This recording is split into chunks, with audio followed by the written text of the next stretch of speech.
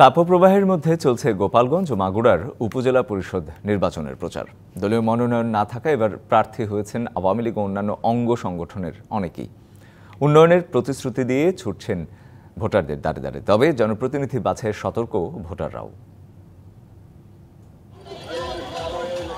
প্রচণ্ড গরমে নির্বাচন জমে না উঠলেও প্রচার প্রচারণায় কমতি নেই গোপালগঞ্জ সদর, টুঙ্গিপাড়া ও কোটালীপাড়ায় উপজেলায়। সকালে বের না হয়ে প্রার্থীরা প্রচার প্রচারণায় ছুটছেন বিকালে। সভা সমাবেশ ও গণসংযোগে বেশ ব্যস্ত সময় কাটাচ্ছেন প্রার্থীরা। উন্নয়নের প্রতিশ্রুতি নিয়ে ছুটছেন ভোটারদের দ্বারে দ্বারে। এক প্রার্থী আরেক প্রার্থীর বিরুদ্ধে আনছেন নানান অভিযোগ।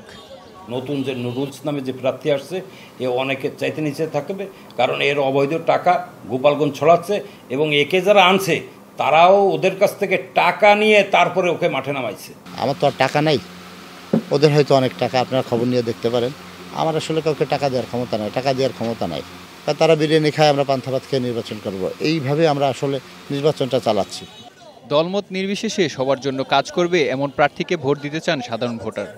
এমন একজন প্রার্থীকে আমরা নির্বাচিত করব যারা সুখে দুঃখে সবসময় পায়, তার কাছে আসলে আমরা যে কোনো সমাধান পাই। এমন একজন যোগ্য প্রার্থীকেই চাই, তার মাধ্যমে এই শিক্ষিত বেকার যুবকগুলো যেন এই আপনার দারিদ্র থেকে মুক্তি পায়। এদিকে মাগুরায় তীব্র রোদের মাঝে চলছে উপজেলা নির্বাচনের প্রথম ধাপের প্রচার প্রচারণা।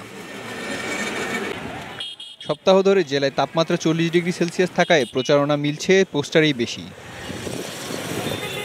ব্যানার পোস্টারে ছেয়ে গেছে পাড়া মহল্লা থেকে শুরু করে অলিগলি। প্রার্থীরা নিজের প্রতীক নিয়ে ছুটছেন ভোটারদের কাছে। DBC news desk.